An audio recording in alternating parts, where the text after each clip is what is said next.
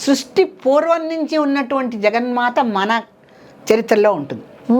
అంటే సృష్టి పూర్వం నుంచి ఉన్నటువంటి జగన్మాతను సృష్టి మొదలై కొన్ని వేల సంవత్సరాలు దర్చిన తర్వాత వచ్చిన ఒక అల్లాను, ఒక జీసస్ ఒకటి కాలేరు. ఈ దేవతలకు ఉన్నటువంటి పురాతనమైనటువంటి అద్భుత చరిత్ర ప్రపంచంలో ఏ దేవతకి ఉండదు, లేదు కూడా.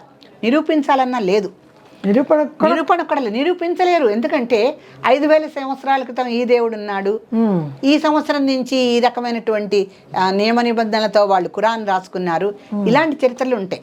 అదన్నీ మనకి ఆకాశ జనితమైనటువంటి వేదాలతో ఉన్నటువంటి భారతీయ చరిత్ర మనది. మనం పెన్ను పేపర్ పట్టుకొని ఏవి రాసుకోలేదు, ఏవి ప్రింట్లు చేసుకోలేదు, ఏ మత ప్రచారాలు కూడా మనం చేసుకోము. మన మతానికి అందరూ ఆకర్షితులై రావాల్సింది తప్పితే మనం మత ప్రచారాలు చెయ్యం.